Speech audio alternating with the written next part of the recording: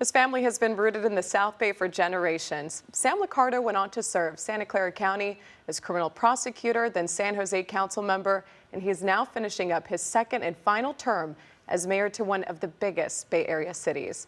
Mayor Liccardo, congratulations on your achievements, and thank you so much for being here to reflect back on all your public service. It's quite the accomplishment. Great to be with you, Ella. Thanks for having me. I imagine it's pretty tough to summarize these last 8 years for you, but an overwhelming majority of your voters did choose you to be mayor twice. So what was that like? And if you can go back and reflect a little bit on those 8 years. Well, the overwhelming majority came in the second term. The first term, it was a little tougher. It was a really narrow race. And, you know, those divisions were pretty deep, and we had to work hard to try to get through what was a very challenging moment when people were still battling over things like pension reform. We had just lost 1,000 employees out of City Hall. More than 600 police officers had left the city, and we were still licking our wounds from the Great Recession. And so really, I feel like what's been important about our journey is how, as a community, we've really let go of some of those past battles and focused on a lot of the things we can do in the future and a lot of exciting things that make San Jose well positioned for the future. And one of your biggest focuses, I think it's really hard to ignore because of how successful you were able to attract all kinds of enormous tech companies to San Jose. That brought a lot of economic growth, of course, to the region. On the other side of the coin, it's made San Jose, or at least contributed to making it one of the most expensive places to live in the world. So how did you try to strike a balance in bringing that in and having that be an achievement, but also addressing the latter concern? Yeah, the balance is a huge challenge for the entire Bay Area, we know, as we muddle through a very difficult housing crisis. The good news is, in many cases, we had employers like Google, well, Google is a really extraordinary case, I should say, wanting to make major investments in our city, but also making major investments in our community. It's not just a 6 or 7 million square foot campus, which is obviously enormous, about twice the size of the Apple World headquarters that they're focused on building, but it's 4,000 units of housing, which we critically need, a quarter of which will be rent restricted and affordable, as well as investment of hundreds of millions of dollars in local nonprofits. So it's really critical that we get it all right, and that we not, for example, offer tax breaks for companies, employers that want to be in the city. We think that talent ultimately drives the decisions of these companies, and they don't need our taxpayer dollars.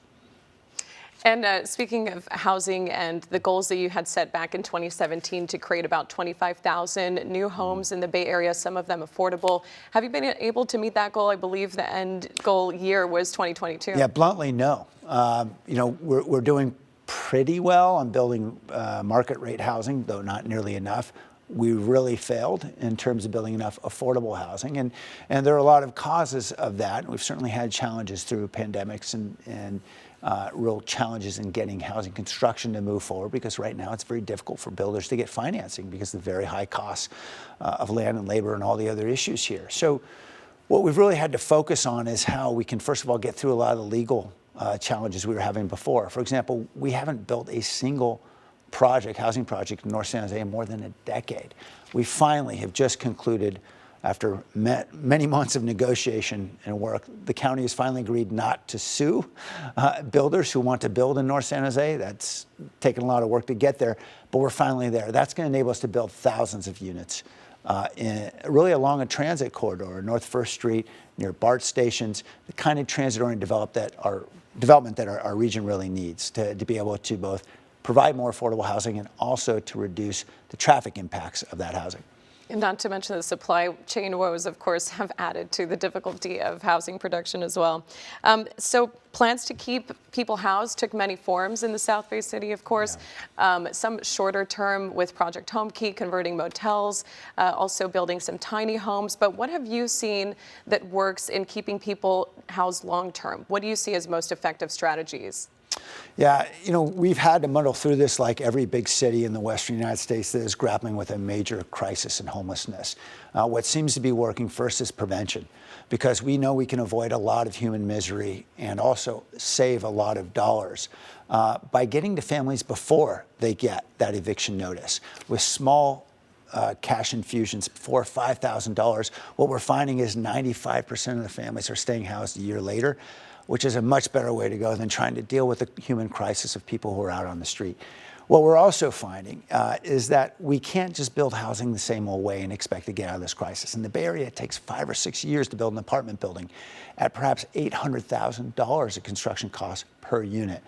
And so it's a matter of finding more innovative, nimble ways to do this. We've been experimenting, for example, with quick build housing, this prefabricated housing that we're using often on public land like Caltrans land near freeways, for example.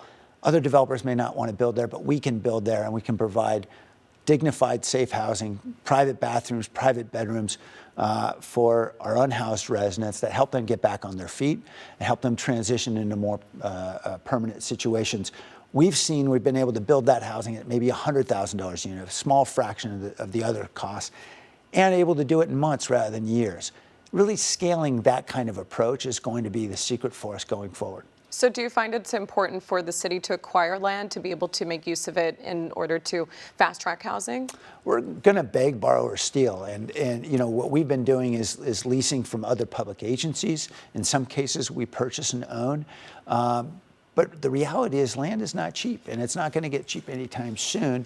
So often it's around transitional solutions that may only be solutions for 10 or 15 years, but we can use a prefabricated model with a lease and be able to get people off the street. And it's not just the 200 units that provide housing for 200 people, because this is often transitional, meaning we can use the housing for several people perhaps over the course of a year or several years. And so that is what really helps us scale impact. And so in preventative measures, did you say that you were a proponent for universal income? We haven't jumped into that. And certainly for those who have found the resources to do something along the lines of universal basic income, it's intriguing. But bluntly, I haven't seen any obvious solution for where those dollars are supposed to come from. And it seems to me in the meantime, what we really have to focus on is first doing everything we can to give economic and educational opportunity to families that are struggling. I don't think the majority of taxpayers in this country are ready to go pay for universal basic income. I think they are willing to pay for and invest in human beings and human potential. And we have that in spades.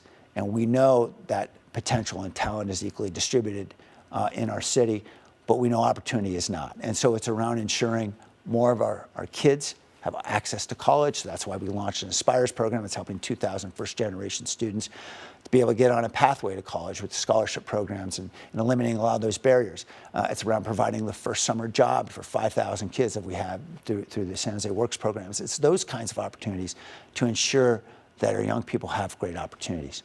Government leaders were dealt quite the hand with the pandemic. Of course, these last few years have been tough for everyone. City by city, we've seen a variety of responses. So what was your city able to do in reaching the most vulnerable, the most at risk, and then connecting them with the dire resources that were needed at the time? Well, we were the first city in the country to announce that we would have a moratorium on evictions. And I think that was very helpful to address a lot of anxiety for an awful lot of families.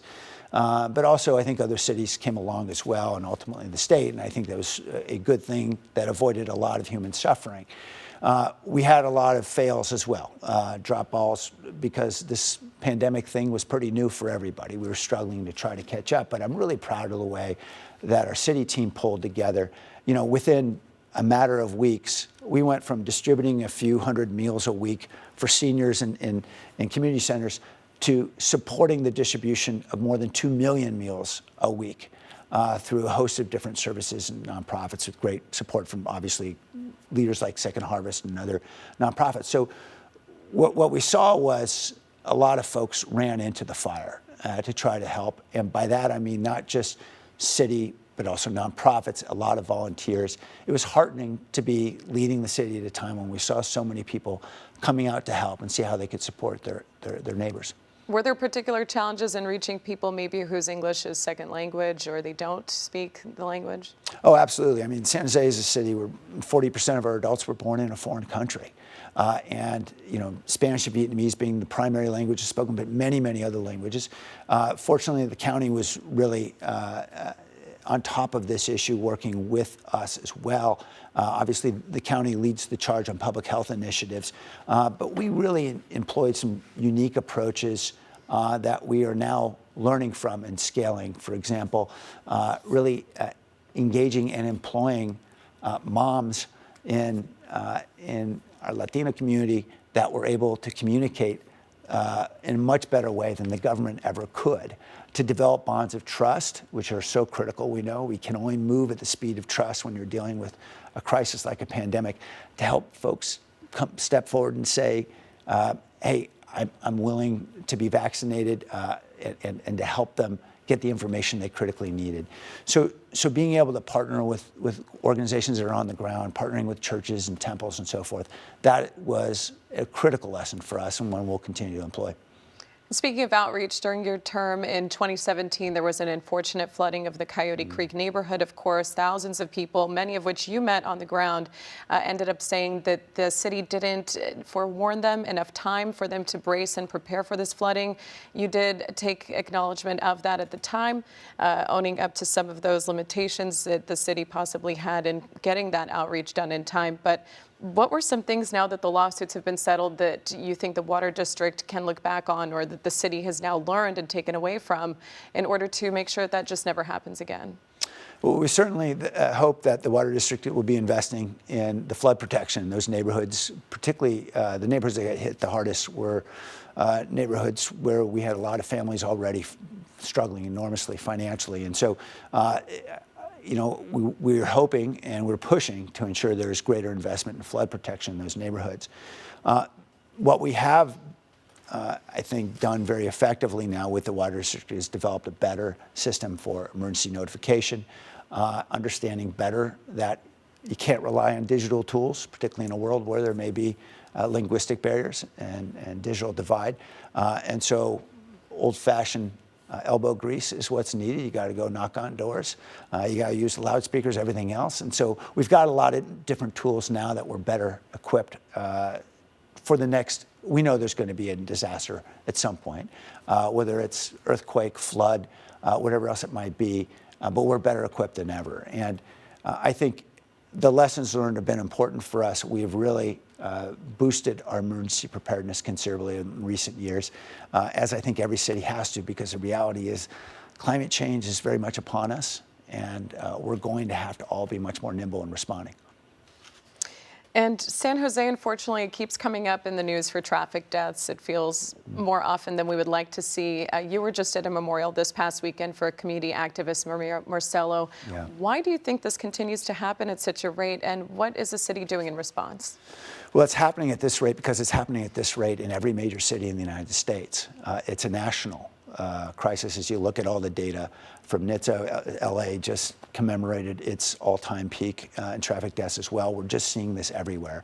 And so there are some larger forces here at work. And I'm not going to speculate on those. I know there's smarter people than I that will. There is a lot we can do. For one thing, we've been pushing very hard on the state of California to enable us to be able to use automated speed enforcement. We know that speed is the contributing factor in more deaths and more serious injuries than any other. The problem is, while 14 states in this country allow local communities to use automated speed enforcement to really try to reduce speeds in those corridors where we see the most deaths and injuries, California does not.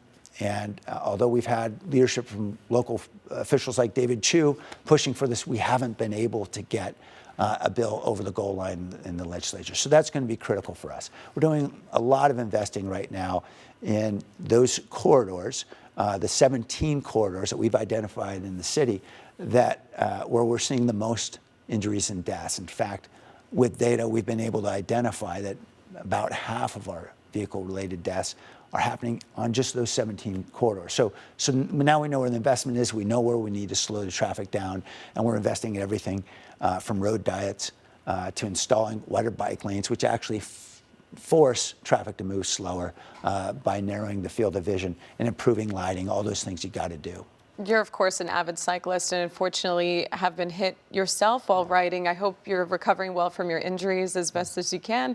And but I think it might be tough to get across to drivers out there the importance of being vigilant and remaining at the speed level. But how do you try to comfort cyclists as well as pedestrians to assure them that getting around on foot or two wheels is not going to be a death sentence in San Jose? Well, I think like in every city that's struggling with this, and it's every major city in the country, it's around building safer road infrastructure. It's about ensuring that we are doing more, particularly with younger drivers, to ensure they understand their responsibilities and that they're hearing the messages very clearly.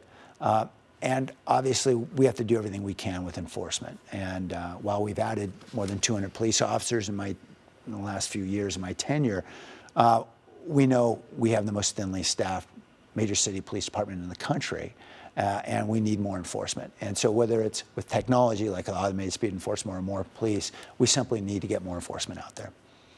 And during your tenure, you've actually expanded various transportation options to give people maybe a different reason instead of getting in their car, and that could help with climate change, of course. But you were an advocate also for a railway system to connect the South Bay to the Central Valley, which is still a pending idea. You brought Caltrain under your tenure, as well as a San Jose BART station.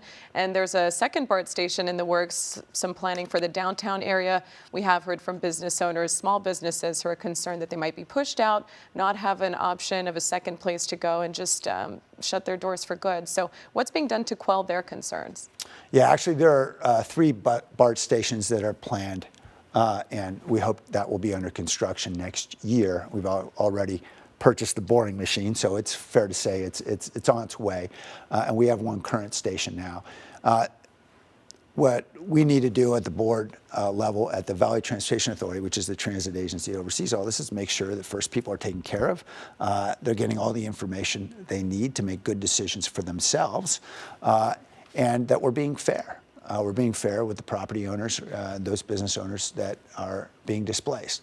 The reality of building transit in a dense city like San Jose is that there is going to be displacement. You need to do everything you can to protect them. What we have done in particular is we have used an innovative approach to boring a tunnel, a single bore, which has never been done in North America with a transit system before. I saw it done in Barcelona and elsewhere. But the benefit of all this is that there'll be much less surface disruption on the street level. We'll be able to bore the tunnel without basically committing open heart surgery in our downtown, which can leave businesses struggling for years, as we've seen in the past, for example, in the 1970s when BART was constructed along Market Street in San Francisco. We don't want to repeat those kinds of disasters. We already know what light rail did to San Jose many years ago with small businesses.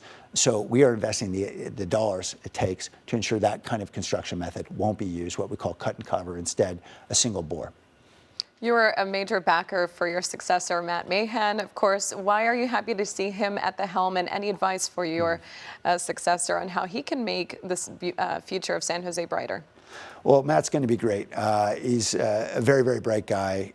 He's had an incredible wealth of experience teaching in an East San Jose junior high school, where we worked with a lot of families that were struggling. At the same time, and working the Peace Corps for a couple years in South America, at the same time leading tech companies. So he's got a wonderful combination of a real heart and a brilliant mind that I think they're going to serve him very well. My advice to him is very simple.